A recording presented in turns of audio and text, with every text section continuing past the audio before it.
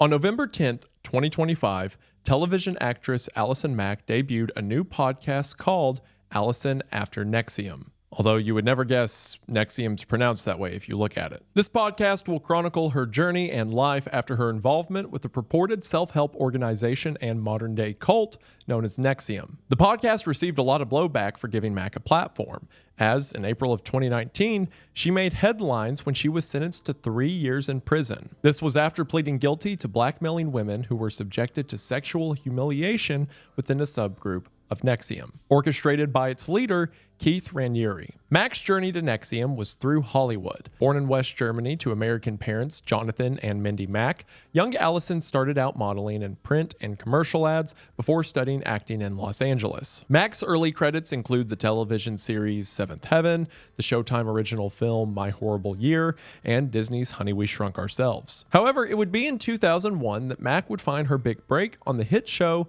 Smallville, which chronicled the life of a young Clark Kent. Mack's arrest and sentencing came as a shock to many of her fans, as horrifying details about Mack's real-life persona strongly contrasted with the character she played on TV. Primarily in Smallville, the character of Chloe Sullivan, the beloved, loyal best friend of Clark Kent. But according to court records, quote, Mack recruited several women as her slaves. She approached them and advertised the group as a secret women's empowerment sorority. In order to prevent these new recruits from leaving NXIVM or publicly disclosing its existence, these women provided collateral. And by collateral, I mean damaging confessions about themselves and their loved ones, sexually explicit photos and videos, and even giving up control of their financial assets. Essentially, tying themselves to the group so much that they couldn't back out. From an outsider's perspective, hearing Mack's admission would easily identify NXIVM as a cult, not a personal or professional development organization as it claimed to be. We'll get into all the horrible abuse and evil tactics done to its members later in the video,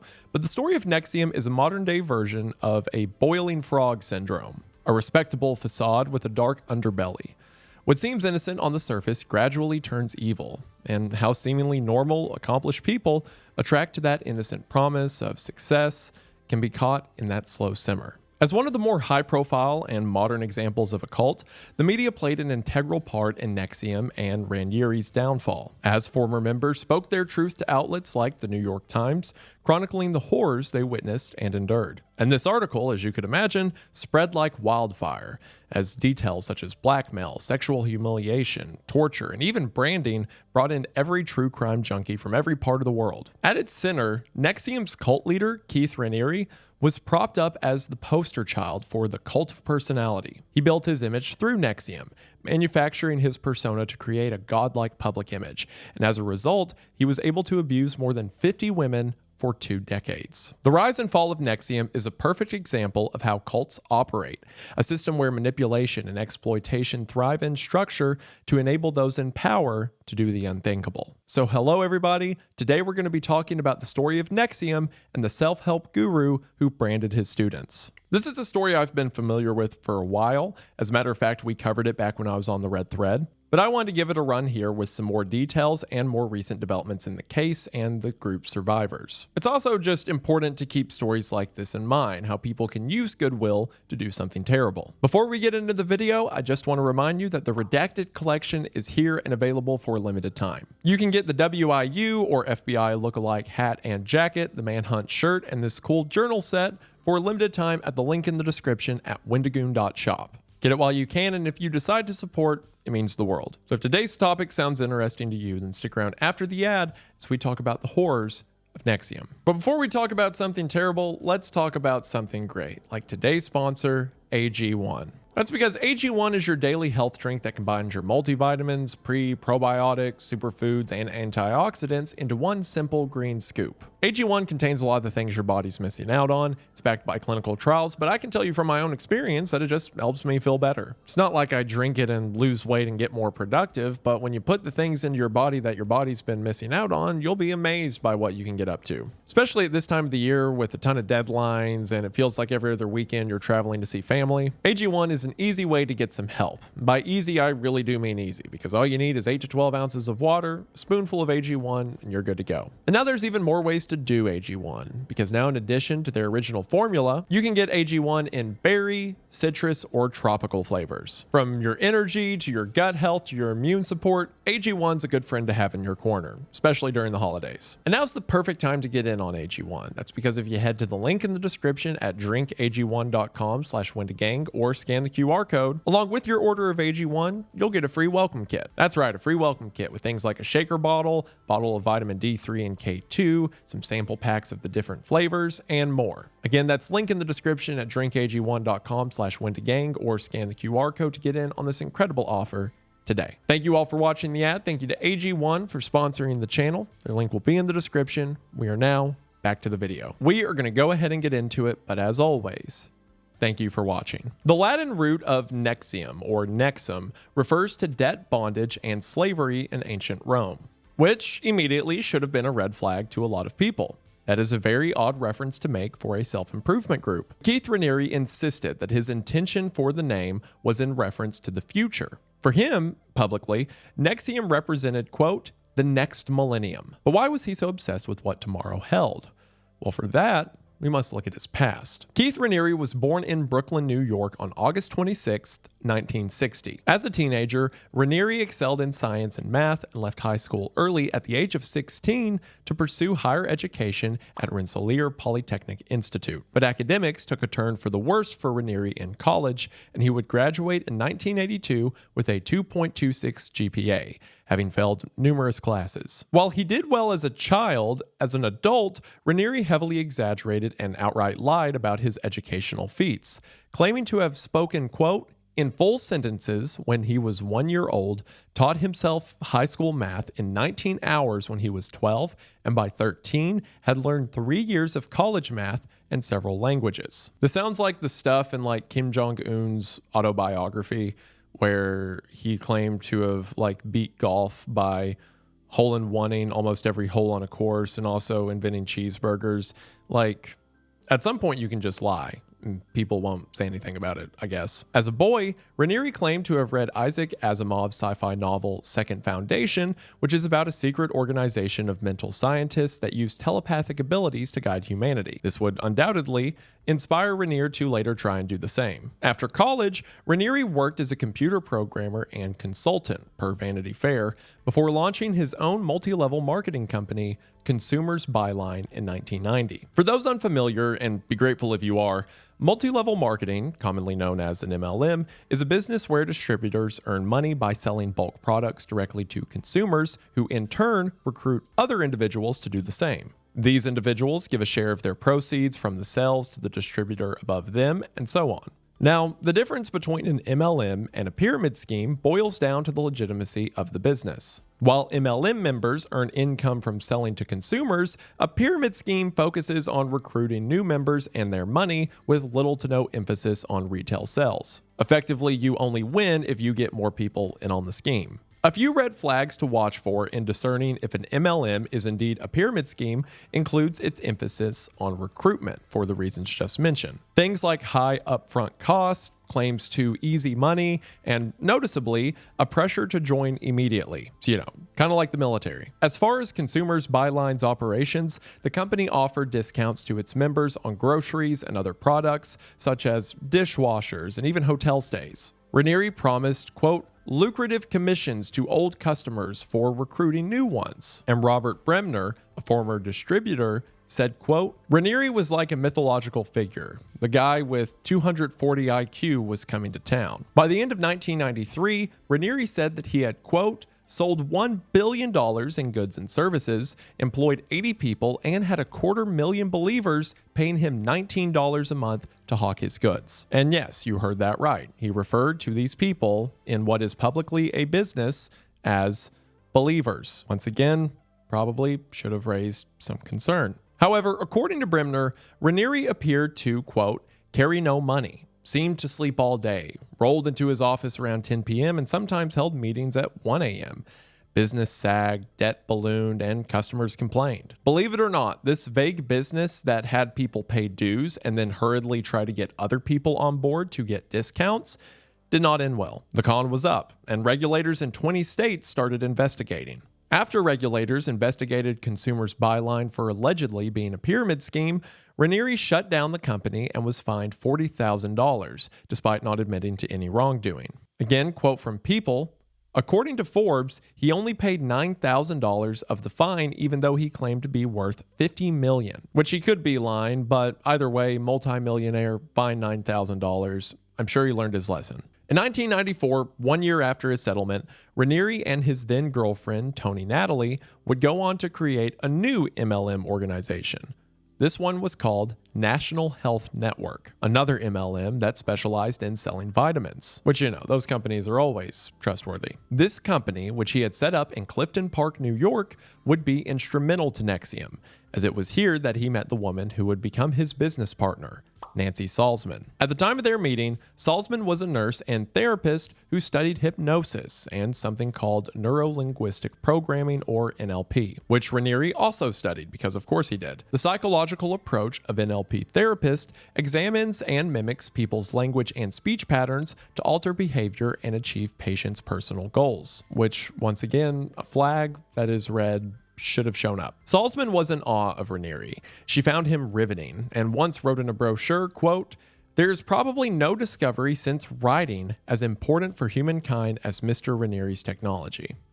Okay, well, that's kind of, I can't think of anything that has ever been invented that I would consider with writing, like as important as writing stuff down. The tech that Salzman was referring to was Raniere's self-help techniques, which, sure, as important as writing, which became the foundation for NXIVM's curriculum. Salzman became Raniere's spiritual guide and his most eager follower. During this time, Salzman treated Natalie with therapy that would become the groundwork for what would become Raniere's next project. Natalie said that, quote, Salzman spent 4 days holed up with Raniere in his offices and emerged as his business partner. I'm sure nothing untoward happened in those 4 days. And those therapy sessions involved, according to CBC, quote, probing and rehashing Natalie's most painful secrets, she says, including the molestations she suffered as a child. In 1998, 8 years after founding Consumers Byline, Raniere, along with Salzman,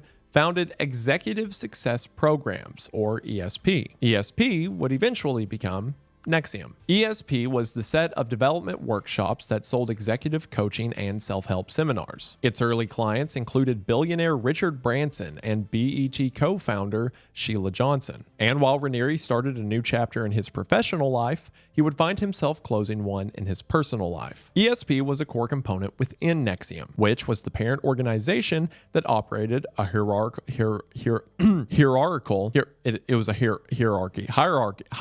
That's it. Hierarchy.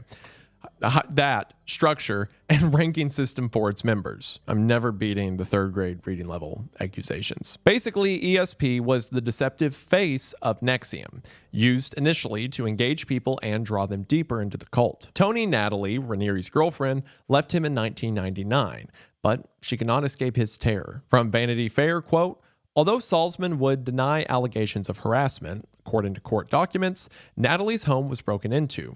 Police were sent to her mother's house. Her family was threatened. Their vitamin company, National Health Network, collapsed, and Natalie, who found herself in debt, filed for bankruptcy. But, again from Vanity Fair, quote, what should have been a quick process dragged out for 9 years as Raniere filed motion after motion against Natalie. In a process, the judge would say, smacks of a jilted fellow's attempt at revenge. I love it in these cases when the judge says something that is just mean. It makes me feel good. It was during this near-decade nightmare that Natalie learned that NXIVM employed a controversial private investigator named Jaral Aviv to monitor her home and look into her private life and business activities. And while Natalie was forced to live in a constant state of panic, NXIVM flourished. NXIVM targeted people who were concerned with developing their professional and personal skills, such as self-improvement, critical thinking, communication, and business. The ESP classes were a mix of self-help techniques, neuro-linguistic programming, or the NLP mentioned earlier, and cognitive behavioral therapy tactics that were modified into a proprietary system by Raniere. In other words, someone could interact with ESP and just think it's a standard self-help thing, and not know about the inner workings of the cult until you were drawn in. Instead of going by Keith or Nancy, the two founders asked their followers, because they're calling them followers, to call them Vanguard and Prefect. Well, do I have a red flag? Do I have something I can hold up and pretend it's red? I would hold up the journal cover, but that's like too promo-y. I can't hold up anything that's green because it'll get lost in that. Here, I've got a skull, and that's kind of like a red flag, right? Like warning, danger, you know, death ahead, skull and crossbones. So this is the red flag now. So the people in your self-help group want to be called Vanguard and Prefect. It's one of these. NXIVM claimed to have worked with more than 16,000 people across the globe using a, quote, trademarked method called rational inquiry to help practitioners achieve their goals. The intensive multi-day workshop cost up to $7,500, and other branded labels were called the Science of Joy and Meta Theory. Once again, you can just make stuff up and people will go along with it. The ESP attendees would recite Ranieri's 12-step mission statement every day, like the Pledge of Allegiance, but to a guy. So, you know, probably fine. One of the steps in that 12-step statement included that followers, quote, pledge to ethically control as much of the money, wealth, and resources of the world as possible. Also, like, it's a group of people that like appeals to celebrities and billionaires, and one of the things they commit to do is control as much money as possible.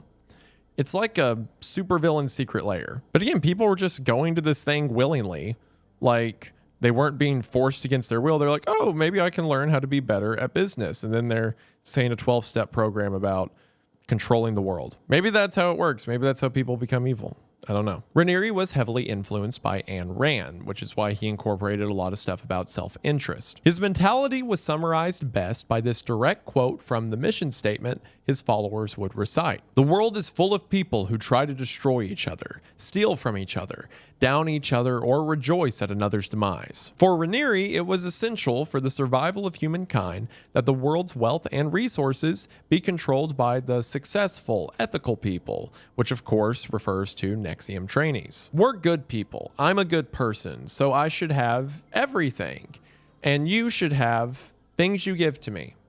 I like that idea. One of the pillars of NXIVM was facing your fears, but the leaders of NXIVM harnessed these personal fears and used them as penance for their followers' sins, so to speak. To get a sense of what an actual session within NXIVM looked like, here's an excerpt of a session between Nancy Salzman and Jacqueline, a 27-year-old psychology student, as described in the New York Times. According to Jacqueline, Jacqueline came to Salzman with a phobia. She had a fear of flying. Quote, one time she had to get off an airplane that had boarded because she became nervous, and when she wanted to get back on, the flight attendants wouldn't let her. Salzman would ask Jacqueline to think back to her childhood, as most NXIVM sessions do. Salzman asked Jacqueline a series of intimate questions related to her fear of flying, as well as questions about her parents' relationship.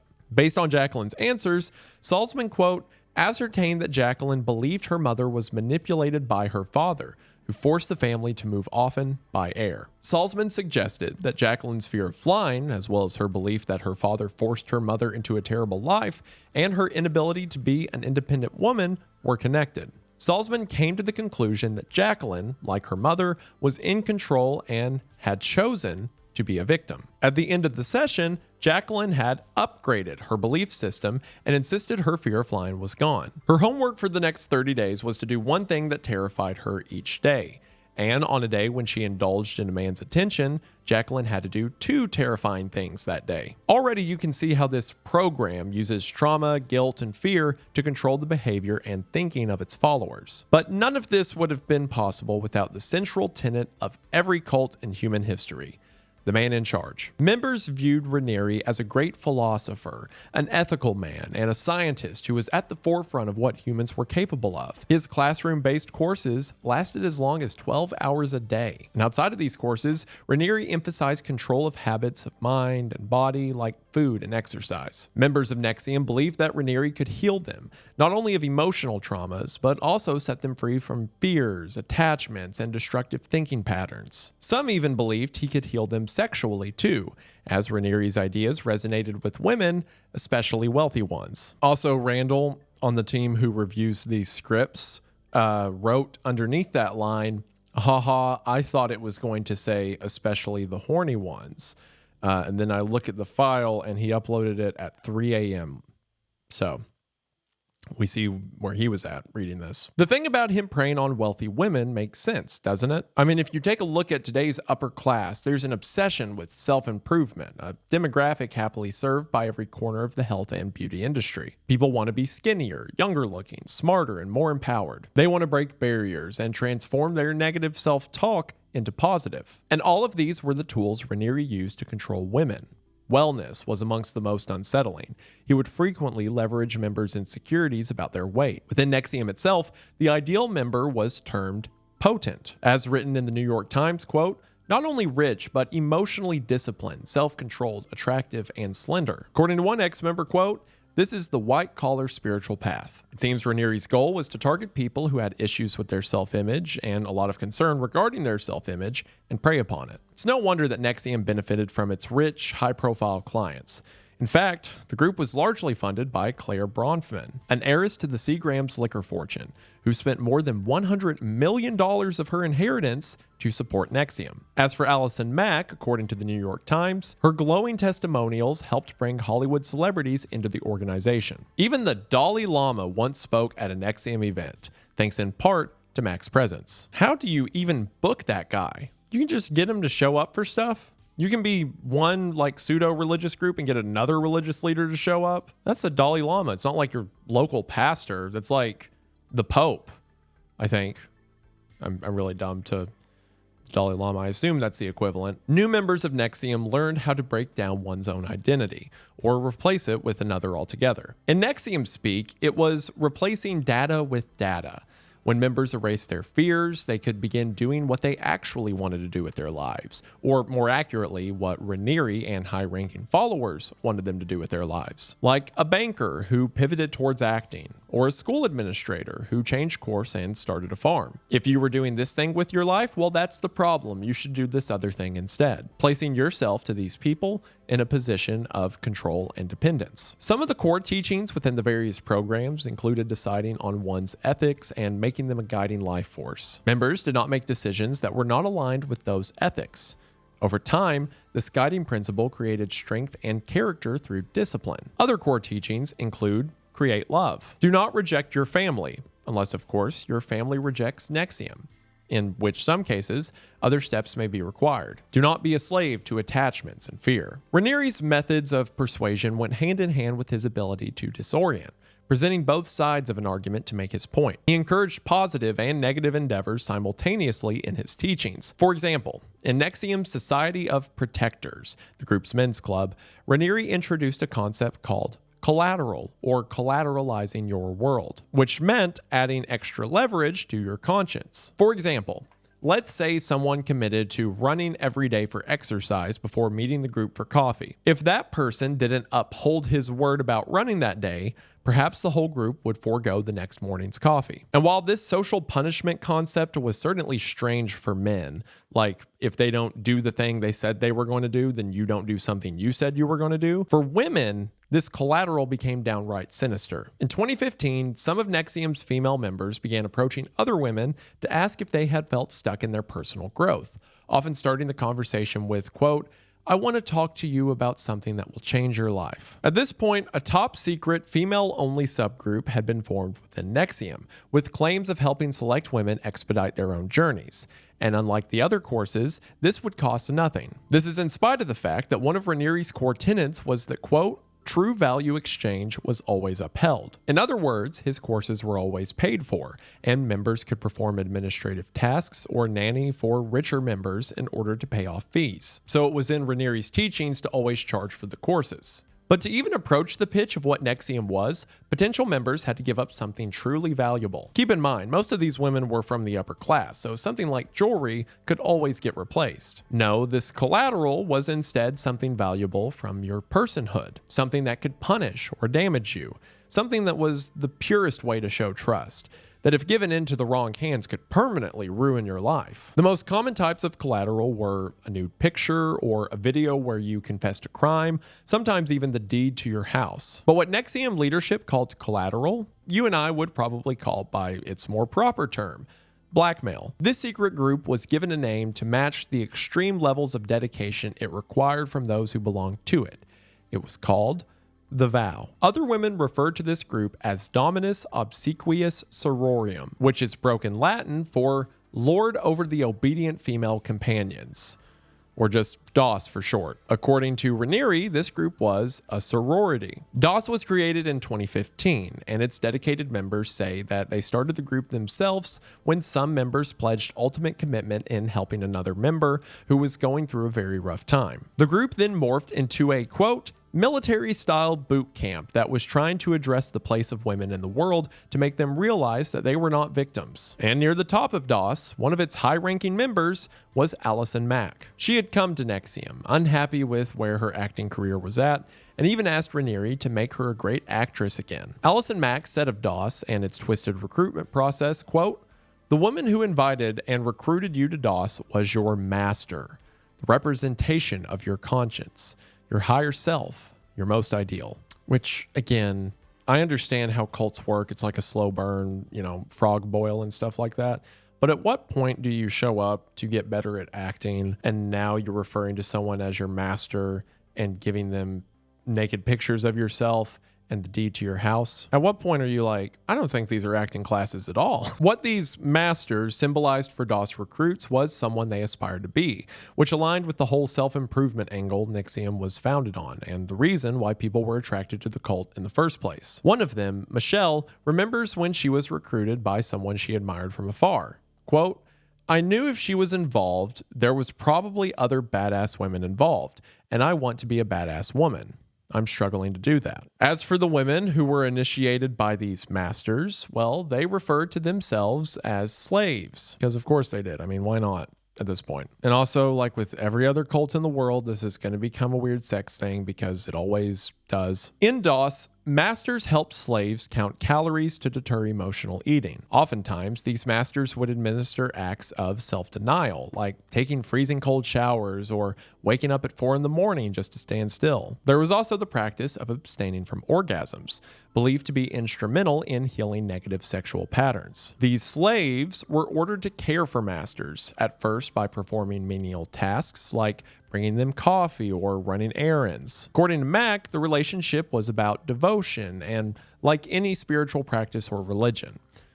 No, it is not. That is not like any spiritual practice or religion at all. I've been around a lot of religious people.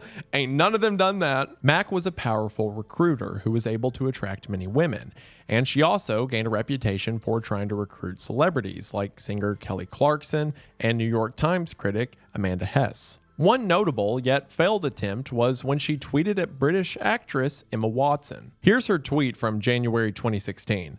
At Emma Watson, "I'm a fellow actress like yourself and involved in an amazing women's movement I think you dig. I'd love to chat if you're open." It's so funny to have this like master slave cult and you tweet at Emma Watson and say, "I think you dig."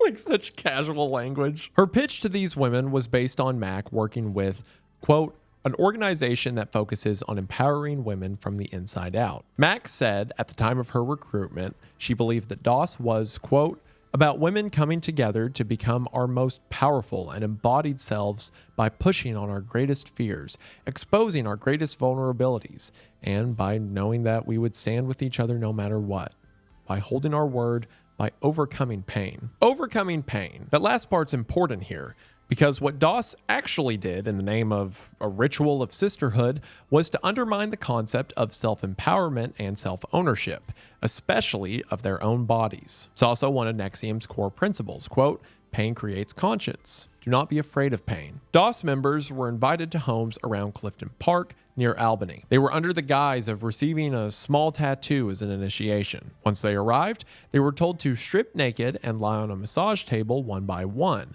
while a female osteopath, who was also an NXIVM member, quote, "used a cauterizing pin to brand their flesh near the pelvic bone." The osteopath then carved a symbol that some women thought represented a variety of marks, the 4 elements, or the 7 chakras, or a horizontal bar with the Greek letters alpha and mu. However, if you squinted and looked again, the symbol contained a K and an R, Rhaenyra's initials. Unfortunately, not all women were told that these initials were present in the symbol. As part of the ritual, DOS members kneeled and were asked to say, quote, "Master, please brand me.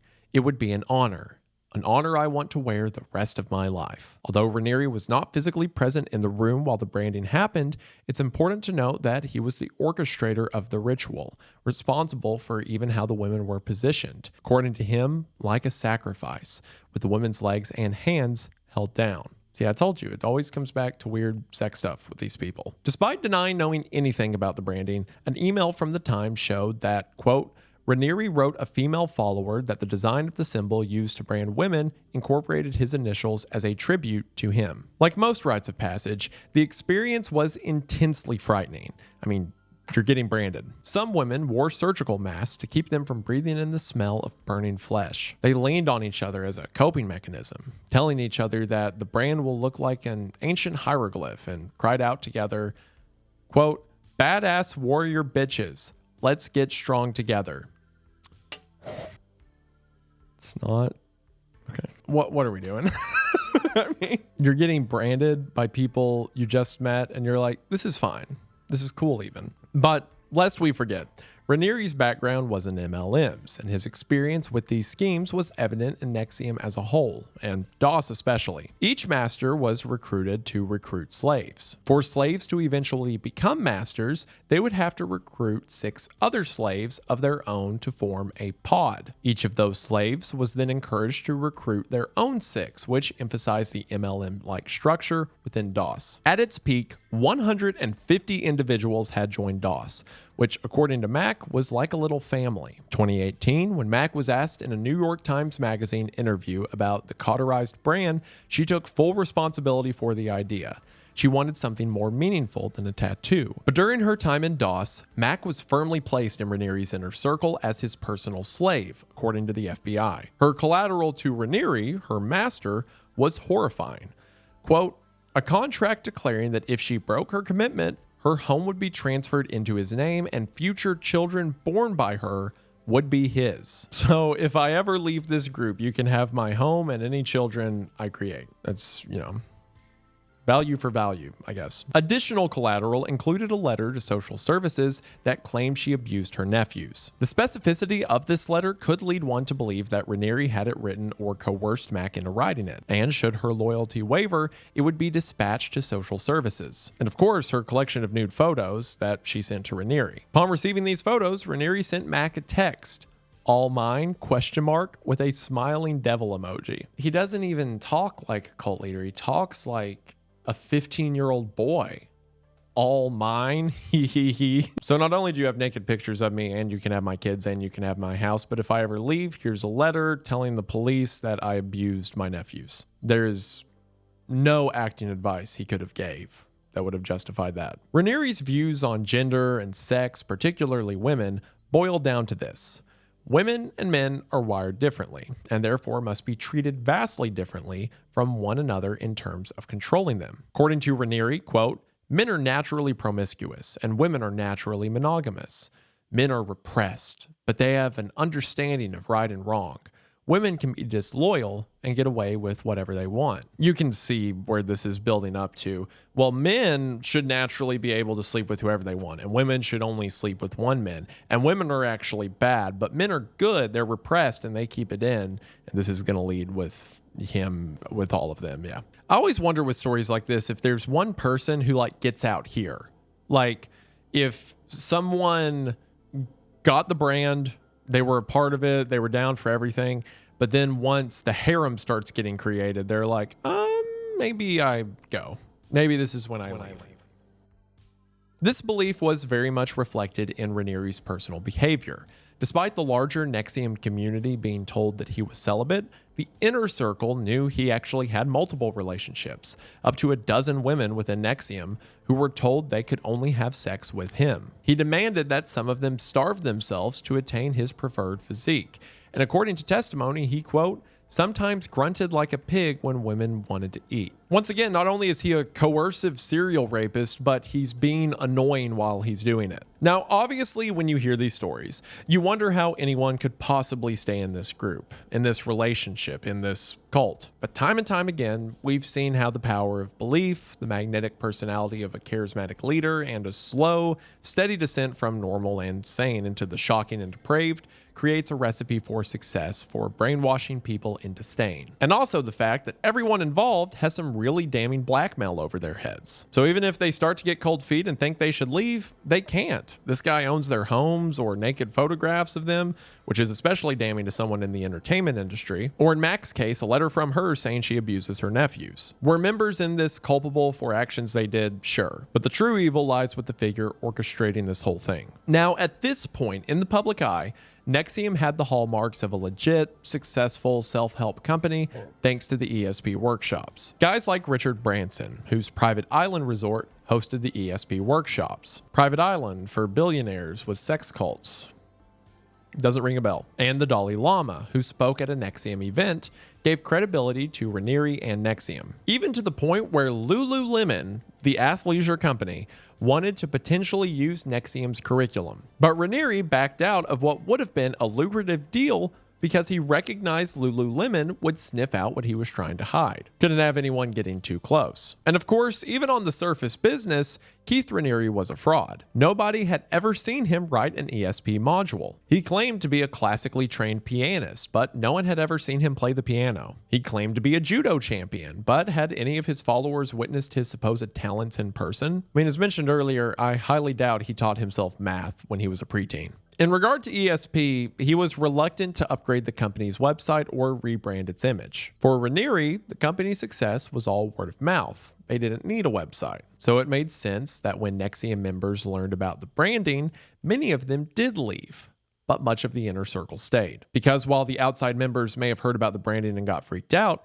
the people on the inside who had the brand had so much blackmail with Raniere that they can't leave. Sarah Edmondson, a former member who was the head of NXIVM's Vancouver office, played a key part in exposing Raniere and NXIVM's dark secret society. Again, NXIVM had a huge front-facing public image with a lot of people involved who didn't know about the disturbing underbelly. And Sarah Edmondson was one of the people involved in that underbelly who ended up being a whistleblower. In May of 2017, she had begun to distance herself from DOS. When Anthony Ames, her husband and fellow NXIVM member, learned about her branding, he was furious, and the couple wanted out. Ames drove to NXIVM's Albany office, demanding to recoup the money he believed he was owed for initiation cost and other NXIVM expenses. As he confronted another member about his wife's brand, Ames kept his cell phone in his pocket and turned on its recorder. But this member he was speaking to wasn't just any other member, it was Lauren Salzman, daughter of NXIVM co-founder Nancy Salzman. On the phone recording, Ames angrily revealed that he knew about the collateral that had been collected on the female members of DOS. As Salzman tried to calm him down,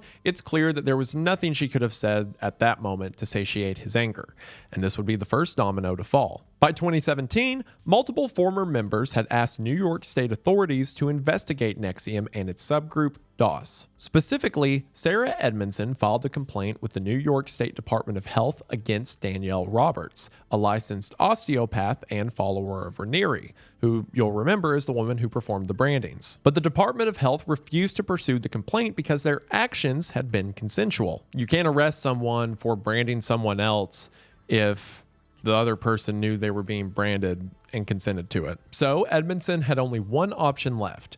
Along with several other whistleblowers, she went to the press to tell her story. And thus began the moniker NXIVM received from the media as a sex slave cult and not a self-improvement company. And, the fact that Raniere turned out to have a cast of women who he forced to have sex with him didn't help his case. The first story on NXIVM's dark underbelly in a major publication was an article in the New York Times reporting on the branding of its members. In this article, Edmondson detailed her experience of being branded, how she was recruited to DOS by Nancy Salzman, how the women were required to text their masters every day, and how to respond to their master's text within 60 seconds or face punishment, such as paying penalties, fasting, or physical punishment. The article chronicled how members started questioning Raniere and his methods and the eventual exodus of his followers. A recurring theme throughout the article was that members asked authorities to intervene, but officials declined to pursue action, which once again sadly kind of standard in these stories. As the article's main subjects, Edmondson and the other former members provided a majority of the testimony in the story. As NXIVM started to unravel, panic spread within DOS. Slaves were ordered to delete encrypted messages between them and erase documents. As for Raniere, he did the smartest thing he could have done and fled the United States, moving into a villa near Puerto Vallarta, Mexico. Raniere summoned his first-line masters, the initial 8 members of DOS, to Mexico at, quote, a gated community near Puerto Vallarta for a, quote, recommitment ceremony that former DOS member Lauren Salzman believed to include group sex. I mean, it's not funny because this guy's evil and bad things happen to people. I understand that. But it is funny to imagine he's so stupid because he has no gambit. Like, he lies about everything he does. He doesn't actually have any skills. So when the FBI starts investigating him and people are going to go to jail and it's a big deal, he goes to Mexico and he's like, all right, everyone, I have an idea, and it's just an orgy. Again, that's all he can come up with. Some of the women who accompanied Raniere to Mexico include Allison Mack and Nikki Klein, as well as Salzman herself. Raniere would lie low here for the next 5 months, stopping usage of his phone and switching email accounts until his eventual capture, which was prompted by an Instagram post shared by Klein that had mistakenly revealed their location. Which is so perfect. He got by an Instagram post. How is he this stupid? I mean, look at this picture. It's not even a good post. And it's also so clearly incriminating the location. They're all stupid. In March of 2018, Mexican police descended on Raniere's villa with a warrant for his arrest and an extradition order.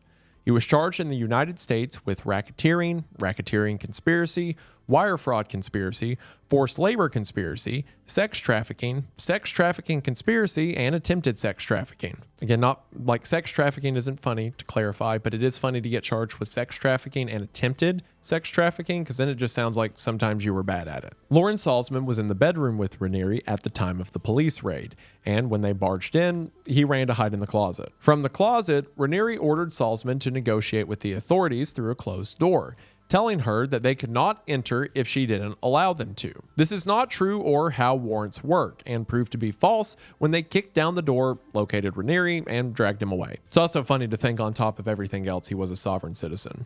Wouldn't surprise me. When Salzman was on the witness stand more than a year later during his trial, she recalled her confusion at Raniere's behavior. His hiding in the closet completely contradicted what he had taught in NXIVM about the roles of men and women. In many of NXIVM's courses, quote, men were presented as resolute protectors, while women were described as self-absorbed and narcissistic. Which, okay, for one, you're telling me that the leader of this sex cult organization, who told everyone he was celibate while owning several sex slaves who referred to themselves as slaves and others as masters, who he forced to remain loyal to him, you're telling me this guy didn't practice what he preached? Wow. This is news to me. And also, I thought the whole reel that brought these people in initially, at least a lot of the women, was like about female empowerment and independence. So they go from that to being like, yeah, well, I was told that I'm bad for being a woman and men are protectors. What? How did he negotiate from one to the other? How long did that take? Those are like the opposite beliefs. You're fine with that now? In July of 2018, the case against Raniere expanded. A superseding indictment charged Raniere, Claire Bronfman, Allison Mack, NXIVM's former bookkeeper Kathy Russell, Lauren Salzman, and Nancy Salzman with racketeering conspiracy that included a bevy of crimes, such as identity theft, extortion, forced labor, sex trafficking, money laundering, wire fraud, and obstruction of justice. And nearly a year later, a string of guilty pleas from Raniere's inner circle all but sealed his fate. Because they might have been loyal to him for a while, but now that everyone's on trial, that guy did it. The woman who previously wanted to be referred to as Prefect was charged with identity theft, along with the illegal tampering of records as a means of influencing the lawsuit against NXIVM. Prosecutors had found evidence, which Nancy admitted to, that she had altered voice recordings and removed damning portions in order to avoid turning them over to the prosecution in that lawsuit. Later that month, her daughter, Lauren Salzman, pleaded guilty to racketeering and racketeering conspiracy. Nancy was sentenced to 42 months in prison, while Lauren was sentenced to 5 years of probation and 300 hours of community service, as it was Lauren's testimony that helped convict Raniere. and therefore she got a lighter sentence. On April 8th of 2019, Allison Mack pleaded guilty to the same charges as Lauren Salzman, again the daughter who got the lighter sentence. This was after prosecutors dropped all of Mack's charges related to sex trafficking and forced labor. In court, according to the New York Times, quote, Mack sobbed as she admitted that she had lured women into DOS by saying they would be part of a female mentorship program. Officials said that Mack had instead recruited them into the society as slaves, where some women were required to have sex with Raniere. But again, because of the confession and naming Raniere, she was only sentenced to 3 years. On April 19th of 2019,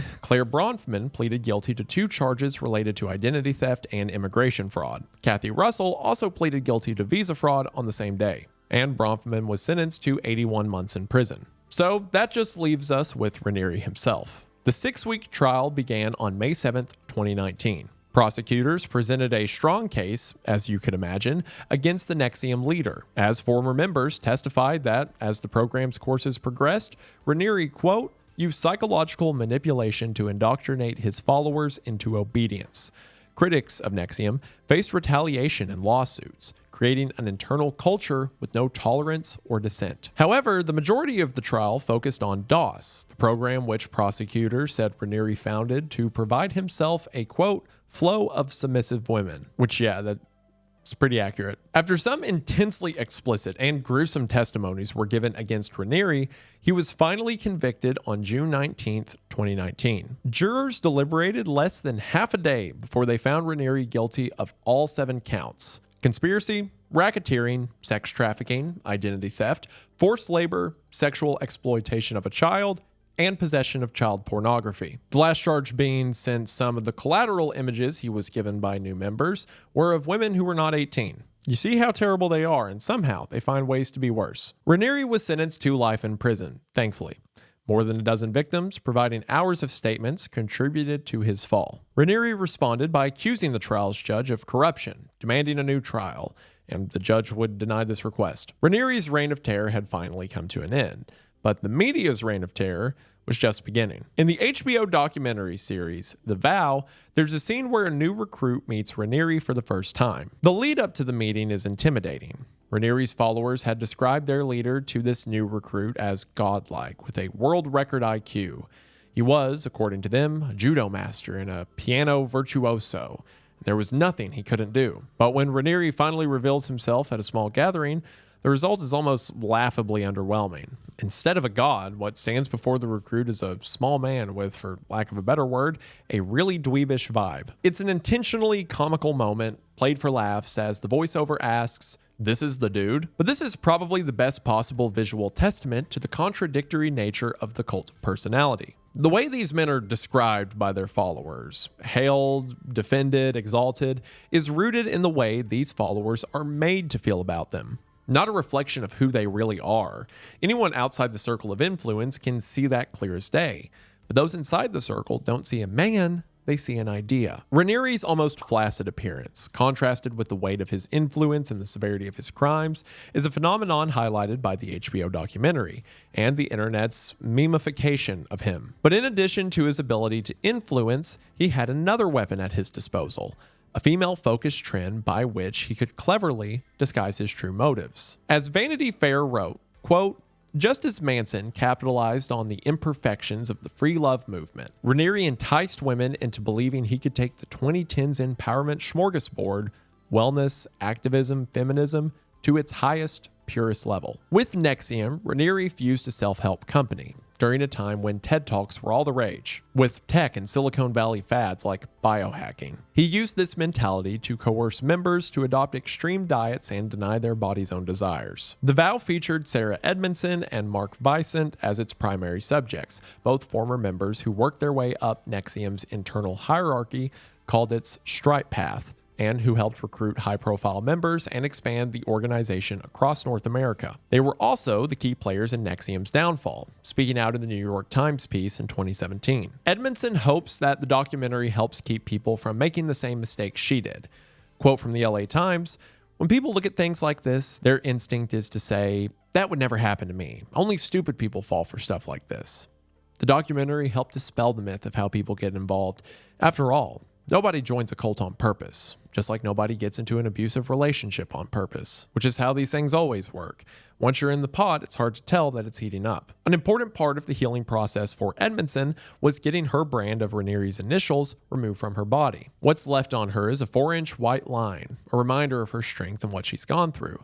A symbol that she says means she's a survivor. For Vicent, his experience with NXIVM, quote, broke his belief in goodness. When he left the group, his attitude towards personal growth was reactionary. He despised anything that had to do with human potential, unable to disassociate it from a scam led by psychopaths. Understandable, given all that he had been through in the name of self-improvement. As shown in the documentary, NXIVM was a cult built for the internet era. Members constantly filmed their activities and recorded conversations with each other and Rhaenyra, which is why it's even more poetic. He got by an Instagram post. Following the group's downfall, NXIVM has been re-examined through the same digital means. Jokes about NXIVM's a cappella group, which, yes, was a real thing. They called it Simply Human, because of course they did, spread online. And other tidbits about the group primed it for internet mockery. The fact that NXIVM, headquartered in suburban Albany, was once described by Rhaenyra as, quote, the Rome of the modern world, and NXIVM's midnight volleyball practices with Rhaenyra dressed in a certifiably insane outfit. This is the outfit, by the way. This is the guy that had a harem of women. All contributed to people making fun of it a lot, as they should. While we don't know if Rhaenyra is petitioning for a volleyball court in prison, we do know that terror is being served to him. On July of 25th, 2022, Rhaenyra was assaulted by a fellow inmate, Maurice Withers, with a closed fist on Rhaenyra's head and face. The former cult leader suffered, quote, a black eye, swelling, nausea, and dizziness for more than a week. His requests for ice packs to treat the swelling and pain were allegedly denied, which that's great. That's the best news I've heard all day. That's awesome. But isn't that like a human rights violation to have an inmate not help him? You know what else is a human rights violation? Rape. And he did that a lot more than not being an ice pack brought to him once. That's the wrong English altogether. But how did Rhaenyra's lack of magnetism enable him to make women fall for his spell? How did he amass so much power amidst his awkwardness and cringe-worthy conversations? These questions open up a much larger conversation on cults in general, because if history is doomed to repeat itself, it's only a matter of time before we see another Rhaenyra. And this one might be in your hometown. According to cult expert Steve Eichel, characteristics of a cult involve any kind of pressure to make a quick decision to become involved in an organization. This was the case for NXIVM, as its course application process pressured recruits to take advantage of a, quote, unique opportunity that might not come back around. One of the main reasons authorities have tremendous difficulty in prosecuting cult leaders is that members often say they're acting out of their own free will. And in many countries outside the US, it's difficult to bring cases of psychological manipulation to court simply due to an absence of laws on the subject. For example, some countries don't even have an agreed upon legal definition of a cult. In a May 2023 TED Talk called How to Spot a Cult, ex-NXIVM whistleblower Sarah Edmondson spoke about the red flags intended to help listeners distinguish a cult from a safe community. One of the main tactics she highlighted was love bombing, in which a special person or group of people use an excess of compliments to lull you into a false sense of security. Only after you've been manipulated do they reveal their true agenda. And of course, after they behave purely, they love bomb again and the cycle continues. Former members speaking out against Rhaenyra and NXIVM, like Edmondson, as well as those depicted in The Vow, have been crucial in educating the public about the way these manipulative tactics are used in cults. Like I mentioned earlier, Allison Mack's podcast debuted on November 10th of this year. And it's a surprising move, as she has largely stayed out of the public eye since her release after serving 2 years of her 3-year sentence. The podcast offers a critical look at how a group like NXIVM was allowed to flourish. But we already know the answer.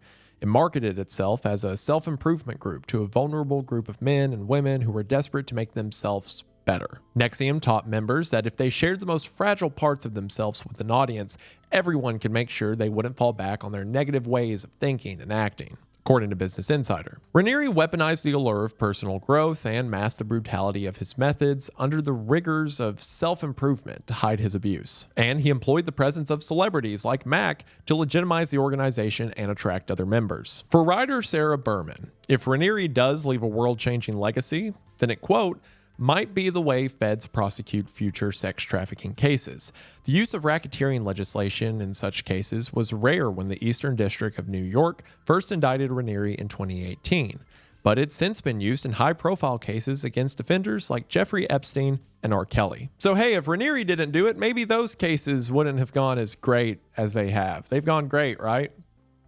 I haven't checked the news, right guys? Right? In conclusion, NXIVM's downfall and public portrayal helped reshape how we discuss cults, the self-help industry, and psychological abuse in a time when society seems to be increasingly aware of psychological terminology. By building a belief system around the false promise of personal achievement, an oddly charismatic narcissist was, ironically, able to convince dozens of high-achieving individuals to work against their own best self-interests, surrounding them with people they trust and coaxing many of them to hand over compromising information on themselves.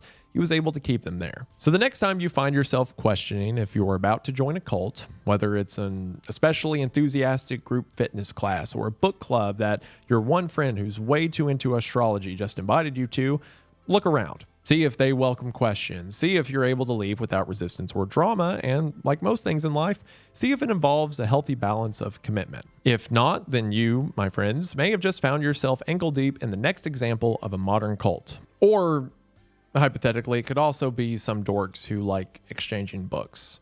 I don't know. But to be safe, you should probably assume they're a cult. And that should do it for the rise and fall of the NXIVM cult. And above all else, I just want to say thank you for watching. Again, this is an interesting case that seems to be talked about more and more, and for good reason. So hopefully you enjoyed. Thank you to everyone for watching, and be sure to thank all the team members in the description who made this video possible. Again, get the redacted collection while you can at the link in the description at wendigoon.shop. New content on the way. That should do it for now. But before I go, we just want to say thank you for watching. We hope that you enjoyed, and we'll see you in the next one. Bye.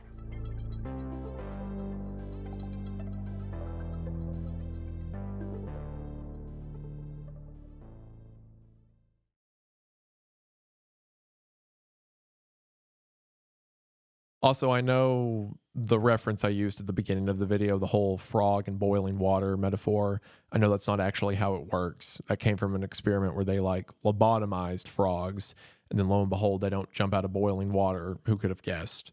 And also, I probably missed a couple, so just to be safe, just